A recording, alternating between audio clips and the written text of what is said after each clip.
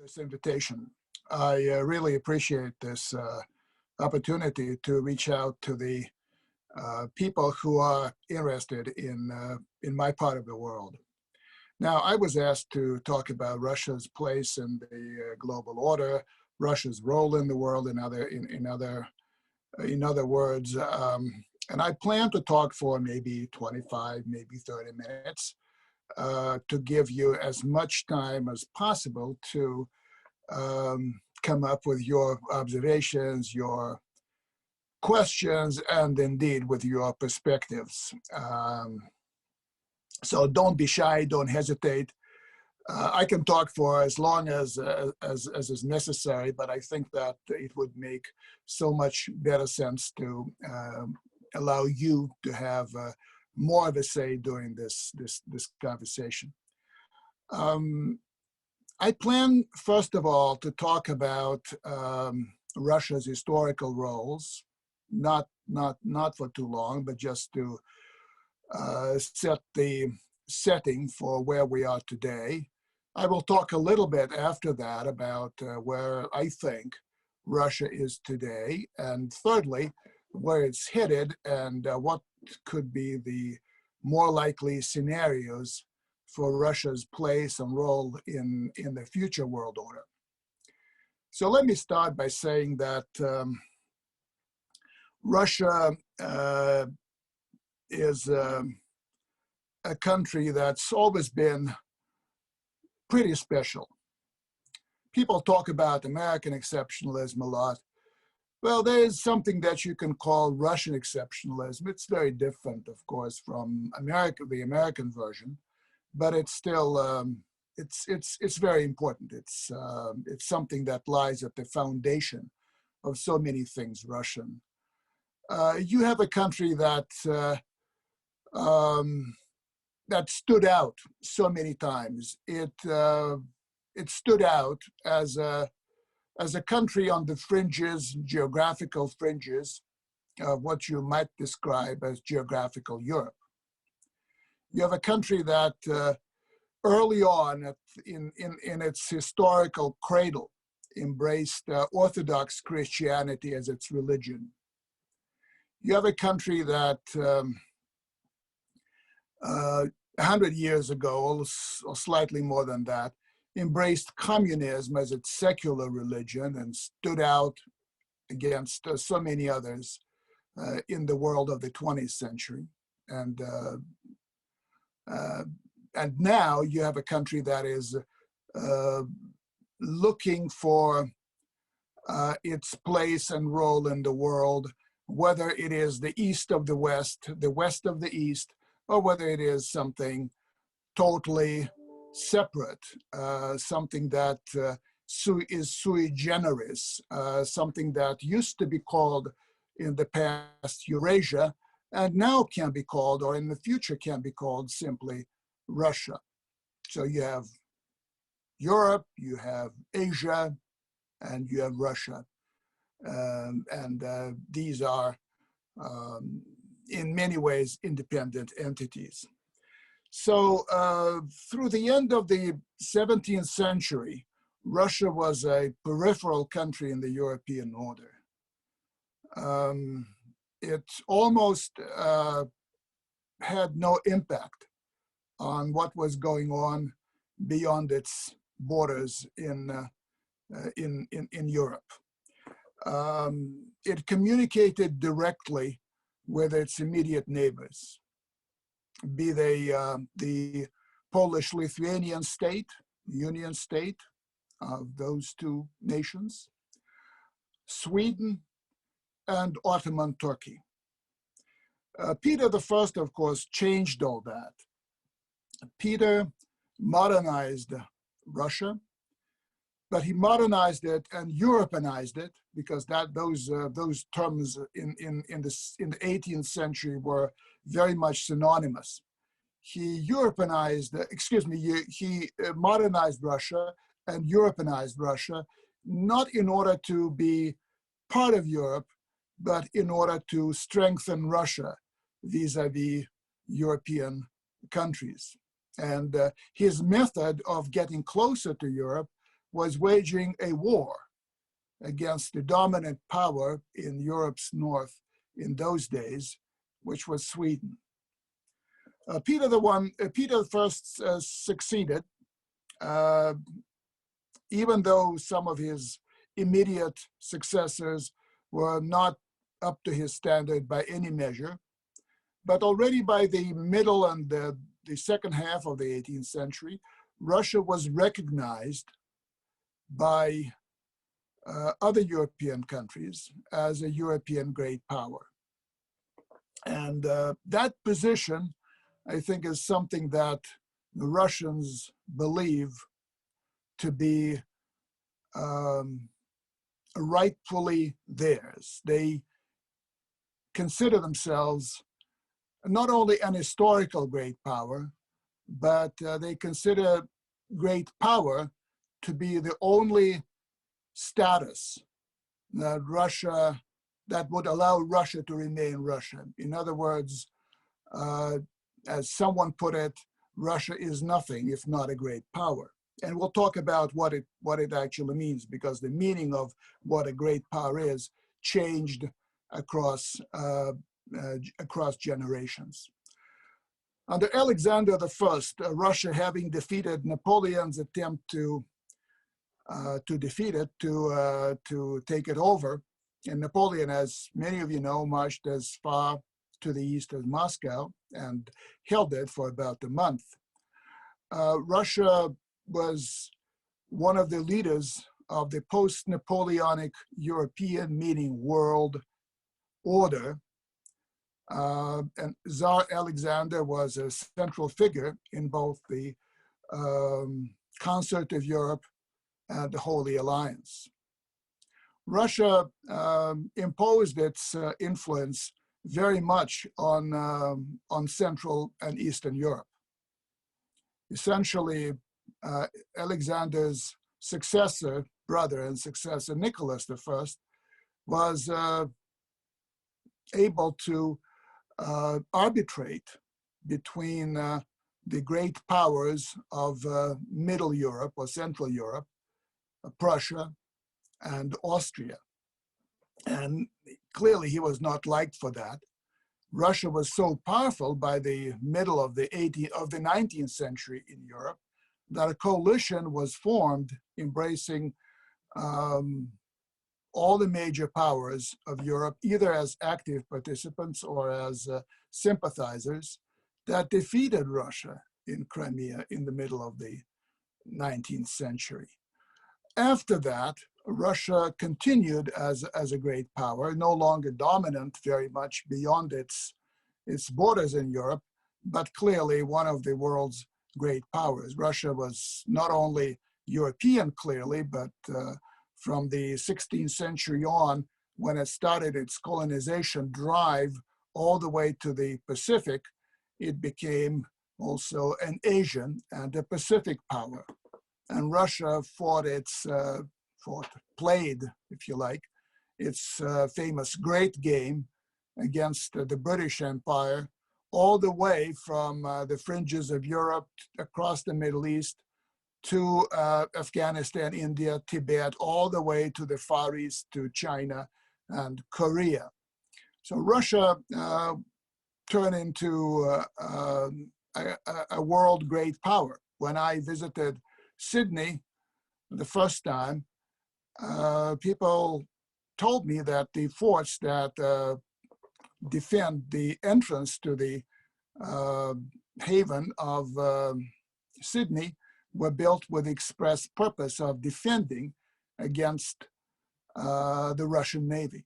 And similarly, when my wife and I were visiting the South Island in New Zealand, we heard the same about the forts that were erected by the British in the 1880s against the Russians. So Russia was actually pretty active globally in those days. Well, no big surprise. It was the Russian explorers who actually discovered the Antarctica. But let me quickly add to that the Soviet Union, of course, was that succeeded the Russian Empire as another Russian state. The Soviet Union, after a period of revolutionary turmoil, reconstituted itself as a major European and global power. It again engaged in balancing games, in competitions with other nations, but its most important message to the world was communism. As I said earlier, a secular religion that Russian Bolsheviks embraced and imposed on the Russian people. And the Russian people were energized very much by the attractiveness of this new religion, despite its horrendous cost that Russia and the Russian people had to pay for that communist experience. Russia was for decades the standard bearer of that ideology slash religion, and it ran a whole bunch of countries, a whole bunch of political parties all over the world. It was at that time that Russia became truly global, not only in its outlook, but in its actions. Russia went beyond clearly the Tsarist achievements. Under Gorbachev and Yeltsin, Russia performed an exceptional adventure, having shed communism, trying to fit into modern West. And for a period of time, it looked like the role of a great power, the role of someone who is to the West, the other, was being abandoned by the Russian leadership and the Russian people. But interestingly, this experiment, which was, I think, the most remarkable attempt by Russia to become Western, ended in complete and absolute failure. And by the end of the 1990s, it was clear that Russia was not going to fit into the Western system for a number of reasons. We can describe that, or we can discuss that. But let me just offer to you that, in my view, the most important reason for Russia not being able to fit into the Western system was its refusal to recognize the leading role that the United States plays in that system. And that, to me, was an entry ticket to the Western world. Without it, there was no sense talking about closer integration between Russia and the West. In my view, it was not so much about democracy or the market, although both played important roles. The most important thing, as I said, was the refusal of the elites and of the publics to recognize somebody else above them, above Russia. So the Russians have it in their DNA, in my view, that they refuse to be led and refuse to be conquered, for that matter. In my way, leadership and hegemony are different ways of getting to a dominant position. Russia pushed back against Napoleon, Russia defeated Hitler, and Russia refused the appeal of the United States because essentially the cost of following would be becoming like so many others, and Russia always wanted to be special, and that's how the romance faltered between and then ended between Russia and the West. So let me talk about where we are right now. I think that following a decade of agony between the mid-2000s and the mid-2010s, when Russia was looking for an acceptable relationship with the West, Putin initially thought that some sort of an alliance with the alliance, not integration, but some kind of a positive cooperative relationship would be possible. They called it Greater Europe. They called it Europe from Lisbon to Vladivostok. That would be the halfway house where Russia would preserve its great power independence, if you like, and relations with the West would be put on a cooperative basis.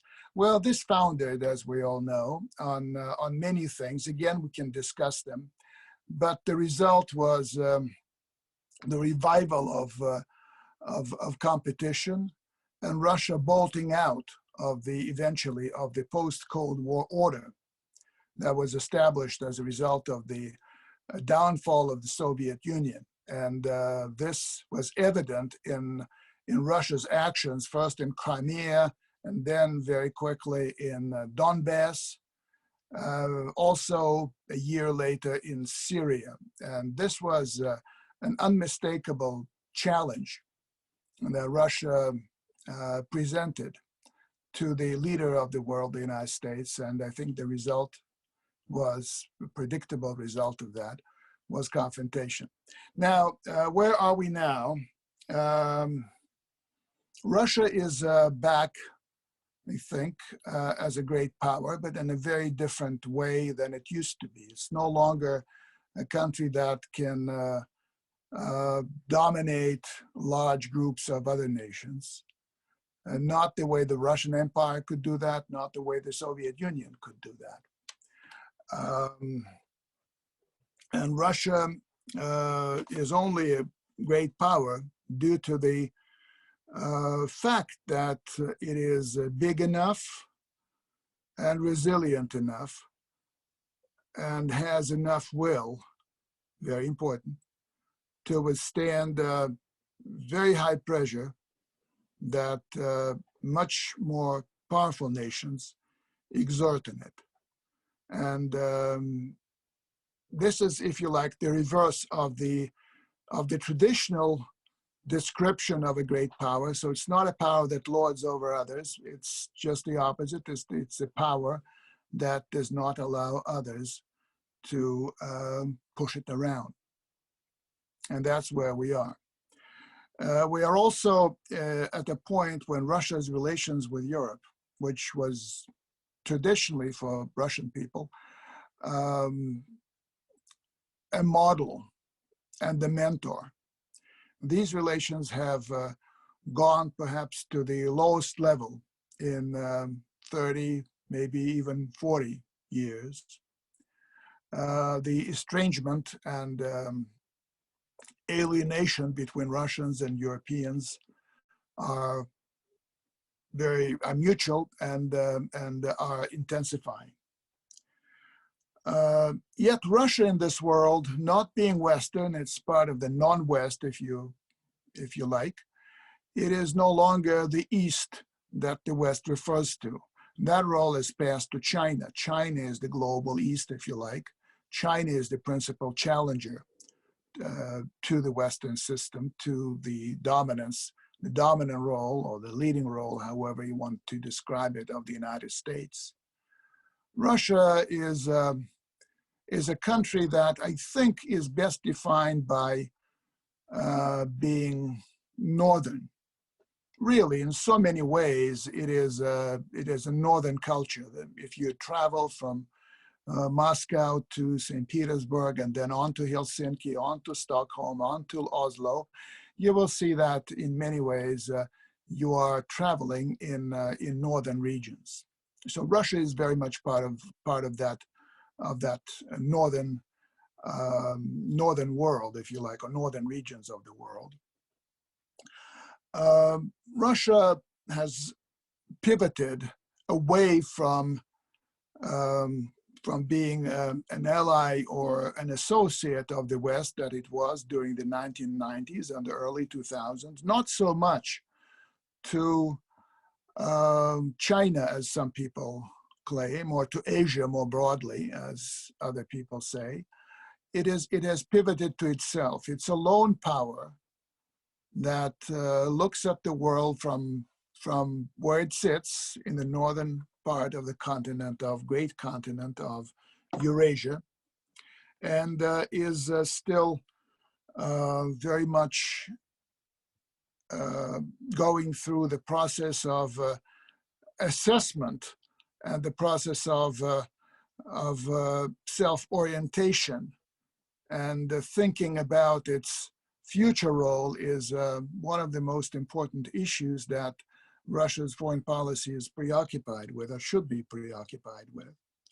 To much of the Western world, Russia is a disruptor country, and I would say that it is indeed so. Russia, as I said a few minutes ago, did disrupt the post-Cold War order, not just in Europe, but I would say more broadly. Certainly Russia's insertion, or Russia's intervention, if you like, into the Middle East, into Syria, did change things on the ground in that part of the world. And then you have a phenomenon that some of my colleagues call global Russia, of Russians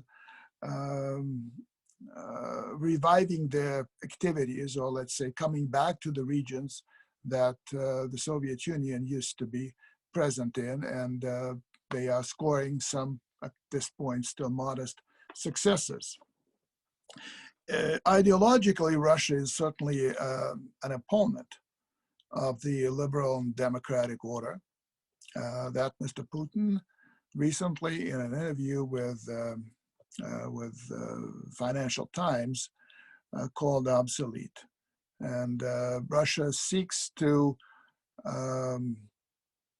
grab the mantle of being the defender of traditional values, the values that the Russians say Europe abandoned in its continuing quest for modernity, now post-modernity and all that. It's an interesting question. We can discuss it further. And Russia is now in a situation in which its closest ally, or maybe ally is very loosely, is a very loose definition, quasi-ally maybe. The only major quasi-ally in the world is China. And this is a very important, interesting development. Last time it happened, which was about 75 years ago, it was Russia that was driving the relationship, Russia by the name of the Soviet Union, of course. Now it is China that is the most potent member of this relationship, and yet Russia refuses to be led by anyone else. So what applies to the United States essentially applies to China as well. But the Chinese are treating Russia so much smarter and so much more effectively, I would say, than the Americans. Their relationship, I think, at this point is highly valued on both ends. And there's every reason to believe that in the foreseeable future that relationship will continue to grow and expand. I would call this relationship that of an entente. It's not a formal military alliance, but certainly a political alignment with close economic and other ties. And finally, where do we go from here? What are the future roles that Russia might play? Russia is entering a period of important decisions. I would say that within the next few years, many things will have to be decided within Russia about Russia's political system, its economic system, and many others. There is, talking about foreign policy, there is a certain dilemma of how Russia should pursue its relations with the West in the new era, the era when, let's say, the political succession, the political transition will have taken place in Russia. And we don't know, of course, when this transition will actually be completed. It has begun in some ways, but it's still a long way before it comes to the end point. But whenever it comes, it may be sooner than we think, or it may be longer than we think. Those are the this is the dilemma. Those are the alternatives. Either surrender to the West under the weight of sanctions, under the weight of pressure, under the weight of a collusion between outside pressure and those forces within Russia that are working actively for change, even a change that would be regime change that would not be necessarily constitutional, or continue a confrontation. Should the choice be made in favor of a surrender, I think it would probably lead to something similar, although in many actual ways very dissimilar from the downfall of the Soviet Union. In other words, I see a major upheaval leading to potentially a geopolitical catastrophe on the model of the Soviet demise. And in that case, we will be dealing with a very different Russia, I think a rump state. And if that succeeds, then I think that rump state could be something like what Ukraine is today, with Russian characteristics. Should there be a continuation of the current confrontation, a lot will depend on how this confrontation proceeds. I've always been saying that in order to compete and with the United States, not to speak of confronting the United States, you have to be damn good. And Russia has a lot of weaknesses. And the most important weakness of all, I think, is the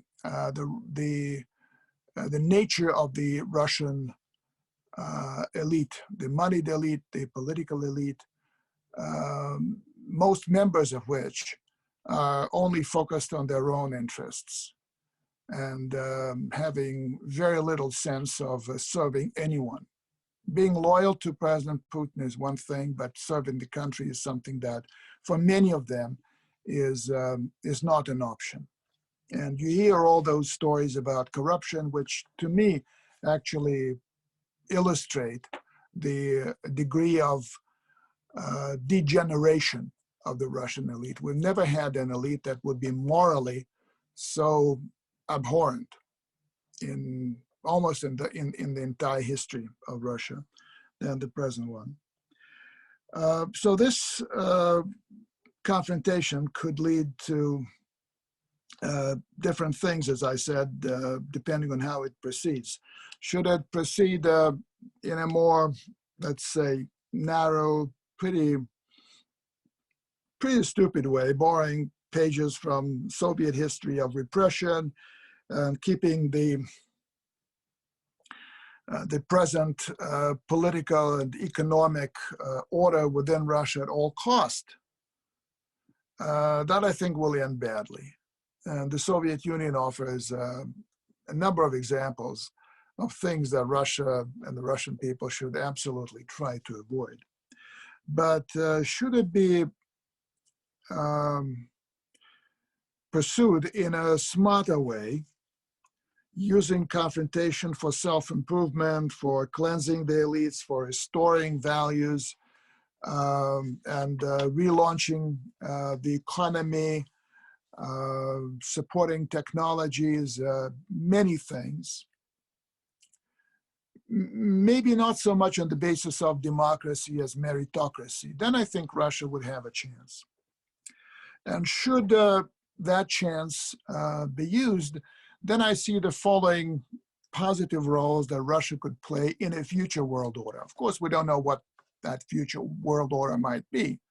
And there's lots of thinking about that, but let me just come up with a few things. as I said earlier, the Russians have it in their DNA, to stand against any attempt to place them under some higher authority of a foreign power. This makes them a self-standing major player in the world, which is, I think, an important role. In that role, Russia would be a supporter of national sovereignty. In this confrontation, if you like, or competition between national sovereignty and globalism, which I don't think will end in the full victory for either side. Russia very much stands on the side of sovereignty, but in a globalized setting. And in that setting, with that role, it could be a major advocate of diversity in the world. It is also my conviction that the world will not be made universally uniform. In other words, if the 20th century essentially proved that the communist ideology, communist utopia of triumphing globally and coming up with a world communist state, you would recall that initially the Soviet Union was conceived as a world state. If you look closely at the state emblem of the Soviet Union, it has in the middle of it the globe with the hammer and sickle imposed in it. The Soviet Union doesn't have a geographical name as part of the title, part of the description. As I said, it was conceived as a global thing. So this failed utterly and fully and completely and forever. But there's something else I think that we learned in the last few decades, following the demise of the Soviet Union, following the end of the Cold War, that liberalism is unlikely to triumph all over the world. And that means that it will preserve a very important position in the world, but that position will not be universal. There will always be China, there will always be Russia, there will always be other countries that will have their own political system, their own political ideologies, and all that, even if the world may actually be universally capitalist. So Russia is an advocate of diversity as opposed to universalism, I think is an important, potentially important future role. Russia could be a strong supporter of international law. International law, in its traditional description, its traditional version, as a collection of covenants among the countries of the world, among states. That role, I think, Russia will play. It's also a holder of multiple balances in the world. As I said, as a northern country not opposed, but facing the West and the East and the global South, it has a role to be a balancer and a mediator. We saw that on a micro scale in the Caucasus just a couple of months ago, between Armenia and Azerbaijan. We saw Russia being on speaking terms with just about everyone in the Middle East. Everyone, Iran and Israel, Hamas and Israel, all those countries. And that role could be Russia's. It could be a security provider, being a militarily strong country with a potent defense industry. But above all, it could be a country that would help the world keep its equilibrium at the time when the two superpowers of the 21st century, China and the United States, are increasingly drawn toward the confrontation. And Russia, which still insists being very good friends with China and being an opponent in many ways of the United States, it still insists on having its own role in that competition and globally. So for the world, for which sliding into a Cold War-like bloc-to-bloc competition could be a disaster. Russia and other powers, other countries, could play the role of those who would help the world keep its equilibrium and not to slide into that ditch where I think nothing good awaits the world. So let me stop here and invite your questions or comments. Thank you so much, Dr. Trenin. That was extremely interesting and pertinent, needless to say. So now we'll move on to questions. We got a lot of questions, so I'll try to get to as many as possible. So we'll start with our own perspective, Milan's question. So after the protests in Belarus this summer, the war in Nagorno-Karabakh, and the protests in Kyrgyzstan, you argued that Russia has changed its approach to its neighborhood. It is now Russia first, and the former Soviet Union doesn't exist anymore, as you've reiterated today. Could you please say a few words about the implications of this maturation in Russian foreign policy? Does it mean, for example, that Russia seeks to give up its status as a regional power? The short answer is no. It is going to be to continue to play the role of a regional power. What I argued in that piece is not that Russia is abandoning its interests in the region. What I was arguing is that Russia is changing the tools with which it seeks to pursue and promote and, if necessary, protect those interests.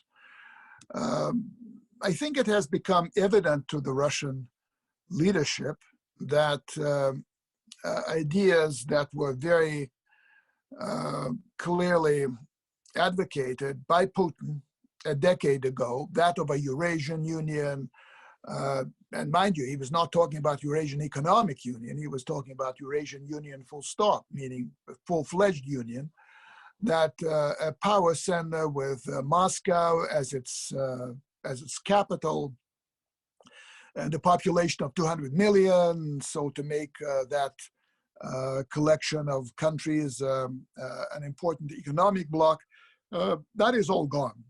It did not survive the test of the last decade. So basically, Russia, and I try to, in that piece, Moscow's New Rules, I'm basically saying that the policies have changed, but the interests have not. The interest in Belarus continues, not necessarily the interest of having Belarus as part of Russia. I think that this would be a huge mistake, something that should absolutely not be attempted. Similarly, with regard to Kyrgyzstan and other Central Asian countries, these countries are important, but I wouldn't exaggerate their importance to Russia. They're primarily important in terms of security issues that could present problems for Russia along its southern flank. And that is important.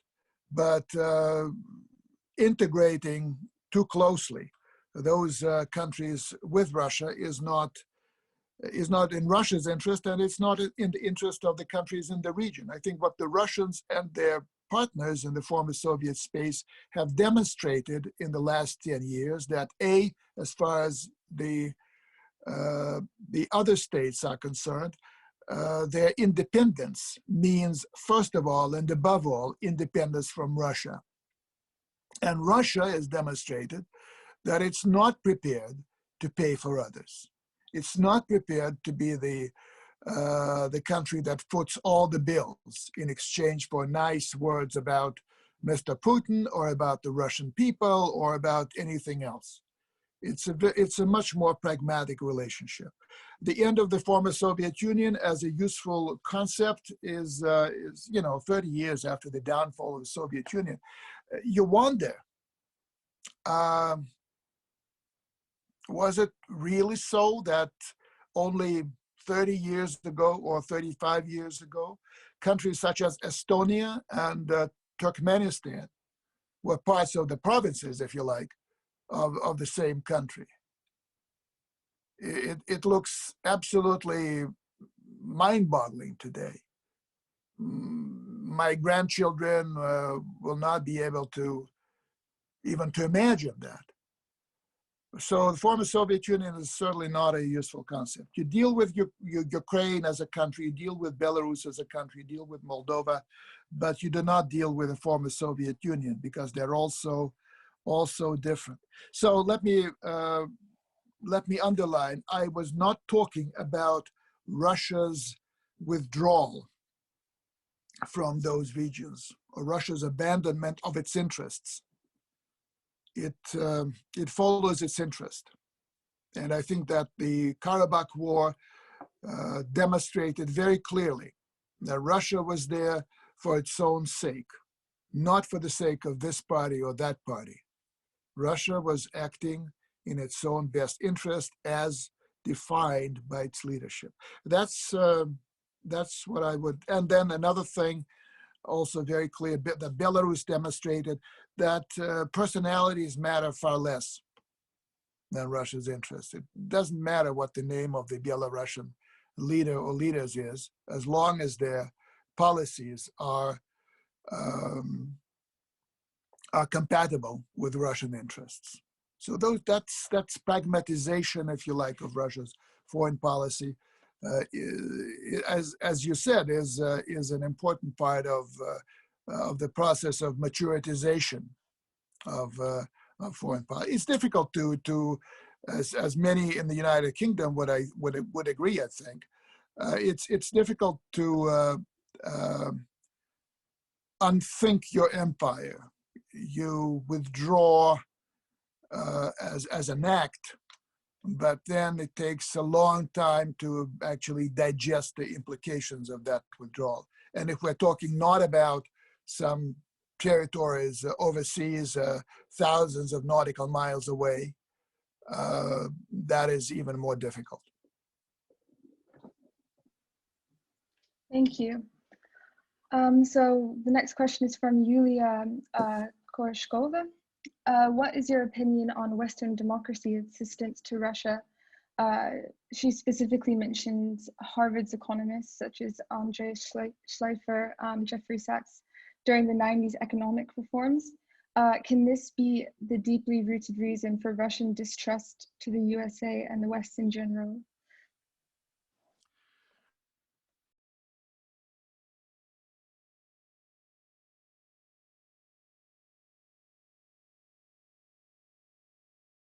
Importance, even in the negative way, or primarily negative way, to those economists or other advisors who were active in Russia in the 1990s.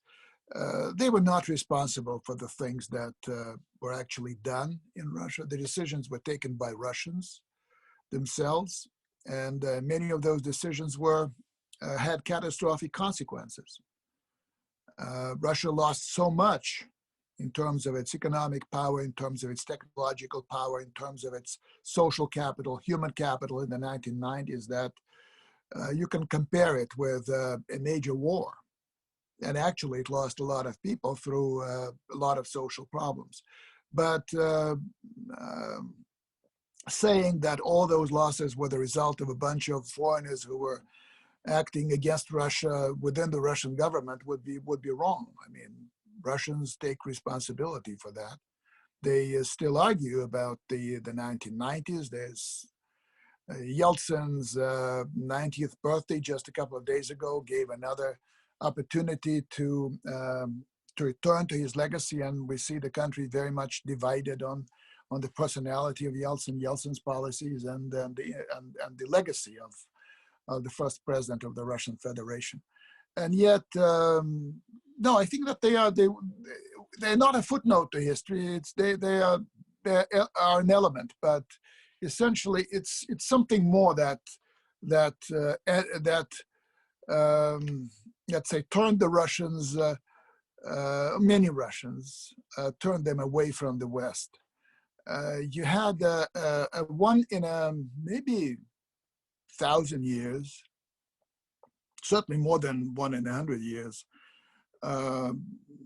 example of a major country wishing to voluntarily, having experienced a tremendous catastrophe, join the camp of its recent adversaries, but be given an important role in that camp.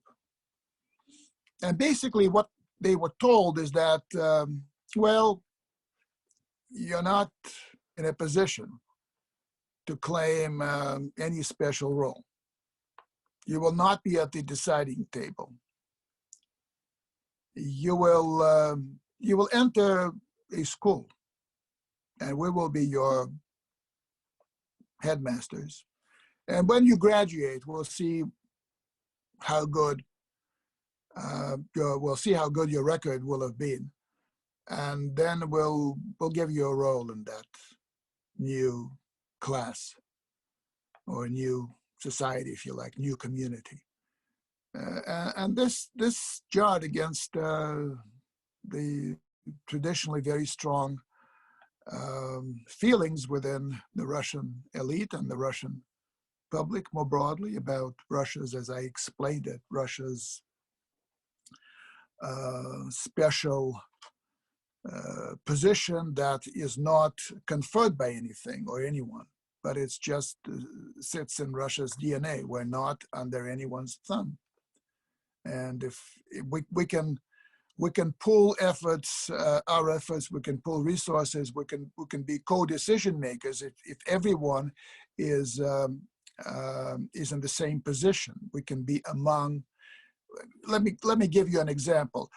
For Russia, the ideal international institution is the United Nations Security Council. Russia has a veto right. It cannot impose itself on others, but it won't let anyone impose themselves on her. And that in a nutshell, I think, is the Russian position. But it was offered something very different. And this, as I said, was a non-starter. Just like Russia's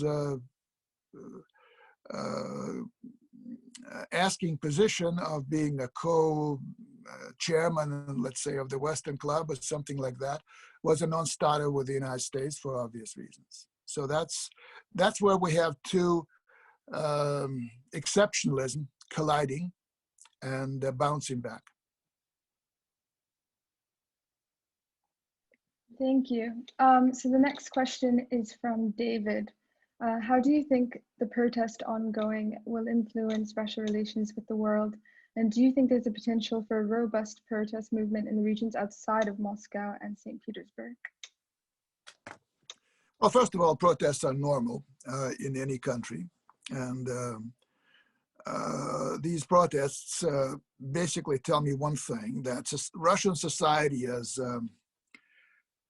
matured enough to look beyond the immediate necessities of life and to start getting interested in their neighborhoods, in their nature, nearby nature, in the way that the authorities at whatever level are treating them, etc. So I think that this is normal. This is a signal that society is ready to move forward.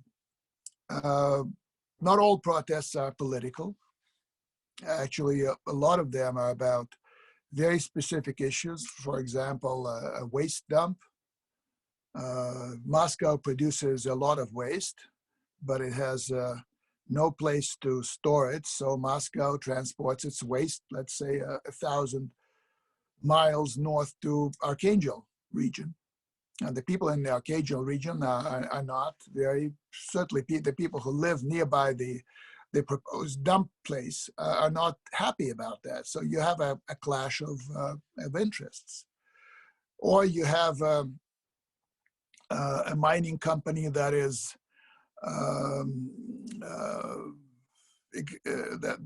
that is about to start a major exploration in an area that local people regard as sacred. And again, with the level of let's say crony capitalism, corruption, and all that at the local level, they cannot normally find a way to have their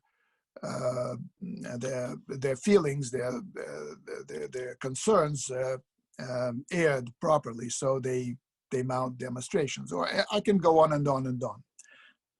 Then, of course, there's the youth, and as someone said on television just today, that there's no cat in Russia that was born before Putin came to power. And he came to power 21 years ago. So a lot of those young people simply want change, not necessarily, well, a lot of them may not know what kind of change they want, but they want change. And there's a lot of energy there, and there are a lot of special concerns that they that drive them into the streets. There's, as I talked about the elite a little bit, which is so corrupt that you can say that official corruption is not a bug in the system, but the system itself. And this is something that, you know, sparks a lot of repulsion, particularly among younger people, more idealistic people, less cynical people, and they are in the streets. So the protests will continue. I think there'll be more of them, and not necessarily linked to the figure of Alexei Navalny, who's now become a figurehead of protests. But again, something I heard today, the popularity of Alexei Navalny, judged by the most liberal Russian polling company, Levada, is measured at 5%. This is up from 2%, where he was, I think, in the fall, but still it's 5%. The demonstrations in Moscow may be very loud in the media, in the social media, and the traditional media, but let's face it, we're talking about at most 20, 30,000. There was a figure of 40,000 in the first demonstration, which I think was inflated. Let's say 20 would be my guess. In the first demonstration, 10 in the follow-on demonstration. Navalny's conversion of Navalny's suspended sentence into a real one, I think, brought maybe 1,000, maybe somewhat more people into the streets. Maybe a couple of thousand, I don't know. But it's, again, it is not a groundswell of public indignation at this point. I'm not suggesting it will never come. I think that the authorities have a lot to explain. I think that the authorities have, I don't think that they will be able to change their ways themselves. Something will have to give somewhere. But certainly at this point, we're only at the beginning of the participation of large groups of people in Russian politics. This is new. We didn't have that for some time, certainly not in the last decade, but there'll be more of that. Thank you. There have actually been quite a few questions relating to Russia's geopolitical goals in the Arctic region. So I was wondering if you could say something about that. Specifically, Andres Miko has asked, for example, what are the concrete goals of the Russians in the Arctic, and how do they want to achieve these goals? Yeah. Well, Russia has the longest littoral in the Arctic. If you compare that with that of Canada, it's much bigger and clearly bigger than that of other countries, the United States included. So the goal that Russia pursues is to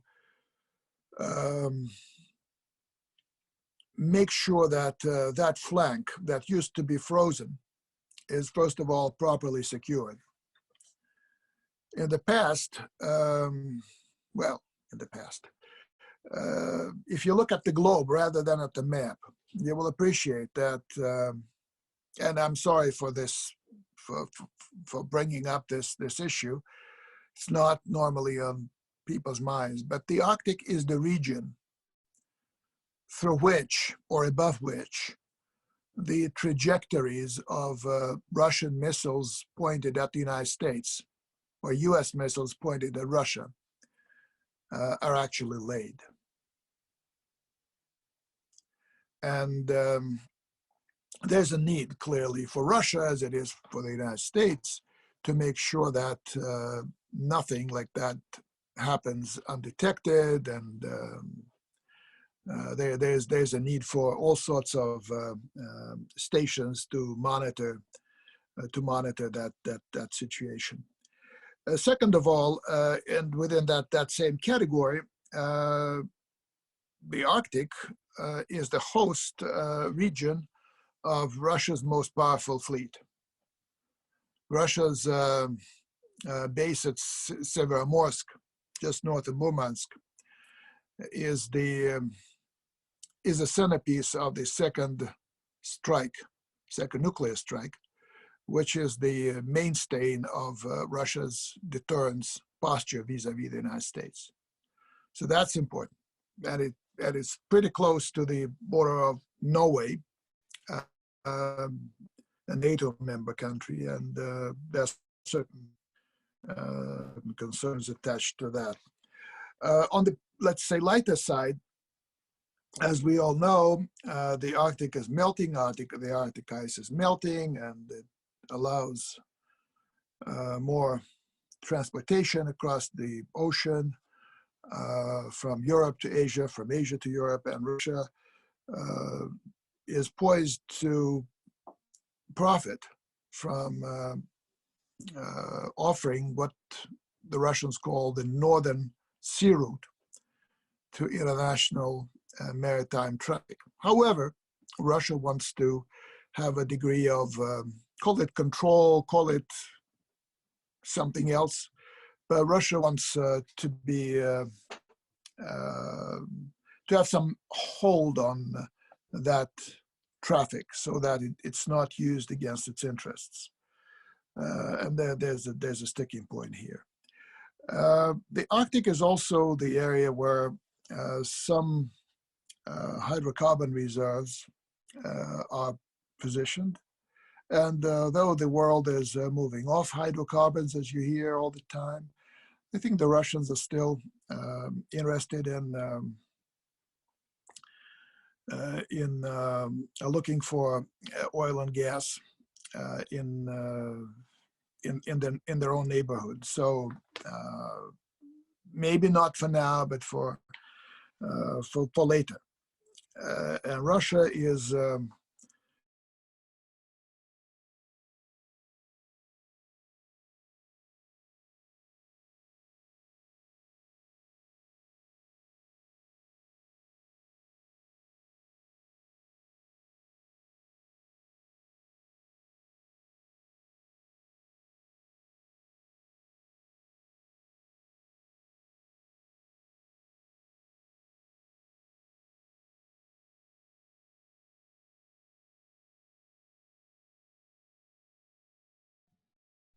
Dr. Trenin, you've frozen a little bit. Oops.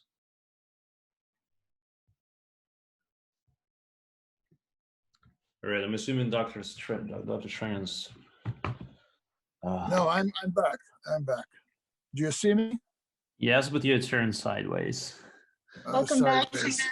Okay, thank Sideways. you. I don't know what happened, but Okay, now. is it all right? Okay. Oh, thank you. Isn't it interesting? So when the Soviet Union acceded in 1982 to the law of the Seas Convention, it gave up its claim on the Arctic territory, if you like, maritime territory. And now it's trying to win back, if you like, something of what it had held in Soviet days by legal means. And there's some expectations that this could be granted. Again, there are no immediate plans for any drilling. It's also complicated. It's also expensive, and the energy situation is changing. But that's one thing. And lastly, I would say that large part of Russia, I would say half the territory of Russia, roughly, sits on permafrost. And with global warming, that permafrost is becoming shaky. And a lot of infrastructure that was built north of the Arctic Circle or other parts of Siberia is under threat. And this is an important issue. So ecologically, economically, strategically, and geographically, this is a very important region for Russia. And actually the climate change has underlined the importance of the Arctic. It's like Russia getting its fourth facade next to the Western facade vis-a-vis Europe and America, Southern facade vis-a-vis the Muslim world, India, the Middle East, and the Eastern facade vis-a-vis China and Japan.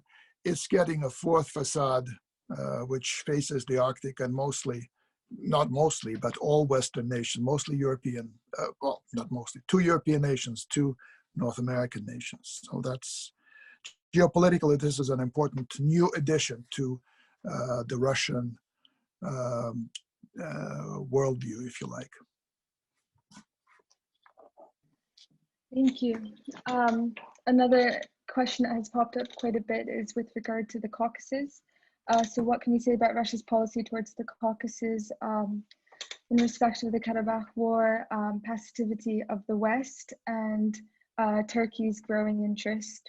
So I guess the question is, what do you expect Russia's policy to be moving forward in the Caucasus? Well, I think, Margarita, that Russia's policy in the Caucasus is primarily about the North Caucasus. It's not so much about the South, which is Georgia, Azerbaijan, Armenia, as it's about the North Caucasus, which is the republics from Dagestan all the way west to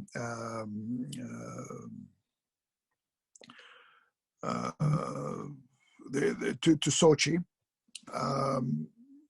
That is of prime concern to Russia. When Russian leaders started talking about the Karabakh War at the beginning of the Second War, they immediately explained that their most important concern was the arrival of jihadis from the Middle East to Karabakh. And then once the fighting in Karabakh will be over, those people will not leave for the Middle East. They will stay in the region, and some of them may go to the North Caucasus. So Chechnya is still very much remembered in Russia as a huge wound, the Chechen War, and the forays into Dagestan, the instability in virtually all republics of the Northern Caucasus. So that the security of that region is of prime importance. That's the most important. That's the most important reason. And I would say that this also includes the stability and security of the 2 statelets on Russia's borders. One is Abkhazia and the other one is South Ossetia, which used to be parts of Georgia. And then in the breakup of the Soviet Union, they seceded from Georgia. They were protected by Russia. And then after the Russian-Georgian War, they were recognized as independent entities. So the stability and security of those two small regions is also part of this larger security concern. The other thing is, as you mentioned, is Turkey. Not the other thing, another thing is Turkey. Let's say a more recent element here is Turkey. Turkey has stepped very visibly into the territory of the former Soviet Union as an ally of Azerbaijan, in some ways a mentor of Azerbaijan. But Russia treats Turkey in very differently from the way it treats NATO and the United States. Maybe I should have started with NATO and Georgia, but I will talk about it at the end. So Turkey's presence is certainly not welcome, but Russia has acknowledged that. And I would say that the Russian-Turkish agreement about the monitoring station just outside territory of Karabakh is an indicator of Russia legalizing the Turkish presence in its own mind. So that's what we have. And the Russian relations with Turkey are very complicated. On the one hand, it's competition and residual adversity. Sometimes this adversity leads to indirect clashes, sometimes almost direct clashes. You would recall a Russian plane being shot down by the Turks. You would recall the Russian ambassador in Ankara being shot by a former Turkish policeman. But you would also recall Russia annihilating elements of the Turkish military, or rather not directly Turkish military by Russian strikes, but let's say wiping out some groups, armed groups in Syria that were allied with Turkey. And Turkey also lost its own people in the Idlib province and close to that at the hands, well, they say, of the Syrian army under Bashar al-Assad. So what I'm trying to say is that it's not all diplomatic smiles. It's a 19th century relationship in many ways. So you do business with them, but at the same time, you play hardball. And even as you do business with them, you never forget, not for 1 minute, that they are your competitors. And some of their interests are directly opposed to yours. And this is where we are. The West has been somewhat absent not really absent from the region, but not very active in the region in the last few years. This might change with the arrival of the Biden administration. Georgia, which is very pro-Western, very pro-American, very pro-European, might be brought closer to NATO, for example. And that is a concern for Russia if it becomes a permanent base for US or NATO military presence in the region, which it might. So that's the picture. But I would say that the most important thing here is the security and stability of the Northern Caucasus. The Northern Caucasus region of Russia, plus Abkhazia, South Ossetia, are the most important factors that drive Russia's policy in the region. It's no longer imposing Russia on Georgia. It's no longer dreaming about Azerbaijan joining whatever post-Soviet economic or security organization led by Moscow. No, there's no real interest in that. It's about Russia. Thank you for those insights. I guess this would be a good segue into Vasil's question.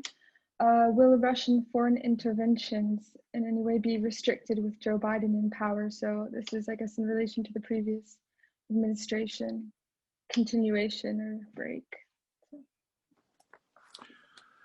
Well, I'm not quite sure what is meant by Russian interventions. The last military intervention, there were, in fact, 3 military interventions in the Obama years. All in the Obama years, they were started. Crimea, Donbass.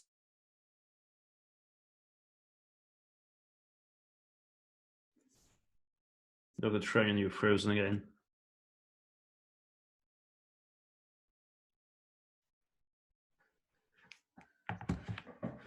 Dang, I guess the Wi-Fi in Moscow ain't so good anymore these days.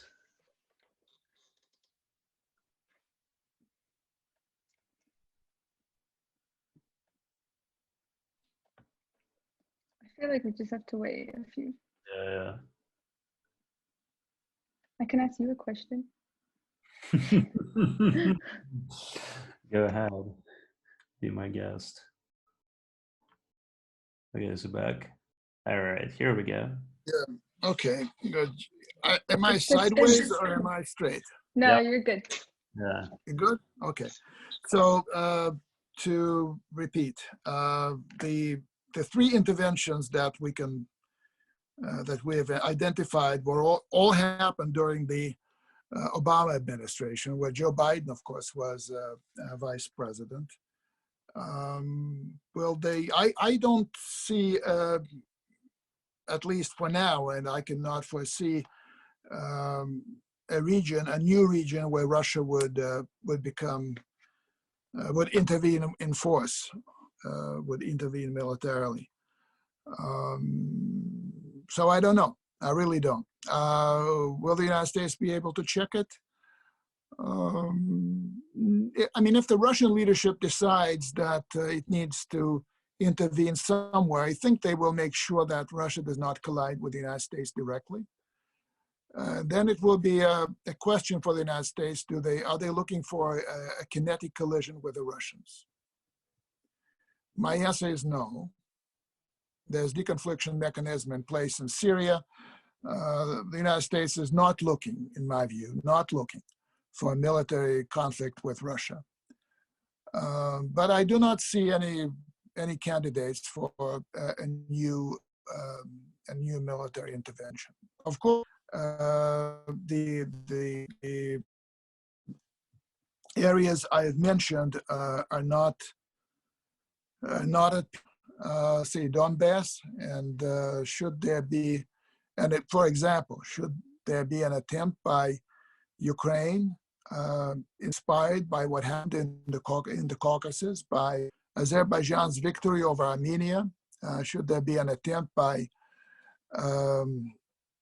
Ukraine to defeat the Russians or Russian-affiliated forces, to be more exact, with Russian support in Donbass, I think there will be a pushback and a decisive one. Will the U.S. administration stop it? No, they will not be able to. And they will not be willing to, I don't think, to confront the Russians on the battlefield.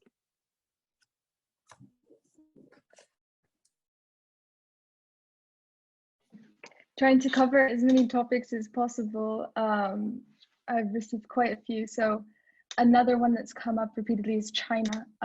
So I guess the question is, how important will it be to get China on board a future China, Russia, United States dialogue to discuss strategic stability, which you've talked about a lot? And will this greatly facilitate discussion between the US and Russia? Is it an avenue for better discussion? Well, I think this is a question that, first of all, needs to be addressed to the Chinese. And I think the Chinese will give you a standard answer, which is that China has far less in terms of its nuclear warheads, in terms of its delivering vehicles than either Russia or the United States. So under the New START treaty that has just been extended, was extended yesterday, Russia and the United States are each permitted to have 1,550 nuclear weapons in their arsenals. Now, by the latest Pentagon count, China has 250. So the gap is very big. China is not interested in negotiations with the United States because it believes that it is at a disadvantage at this point. So it will be up to China to join the U.S.-Russian negotiations. With regard to dialogue, if we're talking about some kind of a seminar, I think it might be useful to discuss strategic stability so that Chinese and Russians and Americans all talk about their views of strategic stability. But these scholarly or expert conversations do not necessarily lead to practical accords. So in my view, it's not even on the horizon. It's over the horizon at this point. So on the topic of climate change, Alexander Bergley asks, what type of development do you see these days in Russia regarding the battle against climate change? And what should the Western Europe expect? I think Western Europe should expect more collaboration, more interest in Russia in discussing climate. When I discussed the Arctic, I talked about huge problems that climate change is presenting to Russia. You see so many. Well, when the ice melts, as I said, so many foundations of houses are becoming wobbly, and the roads and the rail links, they're all getting disrupted. You have so many more forest fires in Siberia. Normally, it's California that gets all the news, but believe me, there are lots of fires that destroy huge areas of huge forested areas in Siberia every year. Then there's flooding. All these things become far more frequent in the last few years. So Russia is certainly interested in a productive dialogue with the European Union about the way of handling these issues. With regard to emissions, Russia, as you know, in the wake of the Soviet demise, Russia deindustrialized to a great degree. It's not a big polluter, or that big a polluter that the Soviet Union used to be. So I think Russia is fairly comfortable with the Paris Accord, which it endorsed, but it's more interested in actually finding proper solutions to the real problems that it faces due to climate change. There are some good things that climate change is bringing, like ice-free waters of the Arctic, like warming of parts of Siberia, good for agriculture. As I said, Russia is a northern country, and it benefits from climate being a little bit warmer for obvious reasons. But there are two sides to the story, and cooperation with the European Union or with the United States, with the Biden administration, might be a useful thing. Might be one of the few areas where Russia and the West may be on the same page in certain issues. Thank you. So we have time for one more question. I'm so sorry we couldn't get to more people, but tune in for our next event. After Navalny's detention and more recently after his conviction, German Chancellor Angela Merkel has come under increasing pressure with regard to the almost finished Nord Stream 2 pipeline. What is your view on this situation? Do you think, so far the German Chancellor and other European politicians have refused to connect political affairs to the economic project of the pipeline. What do you think would have to happen for Angela Merkel to revise her position on the pipeline? Or do you think it's very unlikely that Navalny's conviction will lead to a further escalation in Russia-EU relations? So Nord Stream pipeline, Angela Merkel. Well, let me say this. First of all, to this point, the whole Navalny story from August last year to this day has not been able to change the official position of the German government on the Nord Stream 2 pipeline. Second of all, the United States government continues to be opposed, even under the new administration, continues to be opposed to the pipeline. The third thing is that the US Congress, although it is composed mainly of the representatives of the same party that controls the White House in Washington, they take a much more radical and much more negative view on the Nord Stream 2 pipeline. I think it's more of an issue between America and Germany. Let me make it clear. Nord Stream 2 pipeline is designed to transport gas to Europe that right now flows across Ukraine. We're not talking about a new volumes of gas being pumped from Russia to Europe, thanks to Nord Stream 2. The only thing that Nord Stream 2 does is it obviates Ukraine with its difficult relations with Russia, its in many ways unstable situation domestically, and its dilapidated infrastructure that has not been modernized for some time. So if the project falls through, and if it's dead in the water, literally, as it might be, then, well, Germany will still get the Russian gas across Ukraine.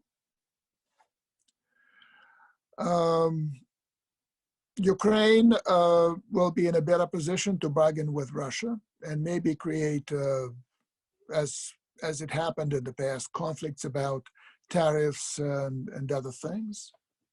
So we may have a little bit more of disruption there. But essentially, if the alternative to Russian gas is to be found in American LNG, then Europe would have to, Germany and other countries would have to pay a bit more for that gas because it comes at a somewhat higher price, 1/3 higher than what comes from Russia, which will have implications for the competitiveness of German economy and European economy. So it's very much a transatlantic question in my view. Russia is part of it, and I think it would be a huge blow to the prestige of Gazprom, the prestige of President Putin. But Gazprom made a statement some time ago, clearly stating that should the political circumstances, political context of the pipeline, should it experience adverse changes, then Gazprom would be ready to shelve the project or to cancel it. So they are thinking about canceling the project. Actually, the actual work on laying the pipe has been financed by Western investors. So they will suffer should their money be, as I said, dead in the water. But that's another question for the German government and others in Europe to deal with. Interesting, thank you. So it looks like this is all we had time for tonight. Very good. Thank you again, Dr. Trenin, for agreeing to share your thoughts with us today. And thank you to the audience for all your insightful questions. And I apologize again, I wasn't able to even scratch the surface. people were very eager to ask you questions. So I wish everyone a nice evening. Please stay well and make sure to like and follow Perspectiva on social media. We'll be releasing our next event soon, so stay on the lookout. And yeah, thank you. Thank you very much, Margarita. And thank you, David, for your invitation and for your moderation of this event. So thank you again. Thank you all, and stay healthy and be safe. Thank you. Goodbye. Bye. Thank you very much. Bye-bye. Thank you, David. Bye.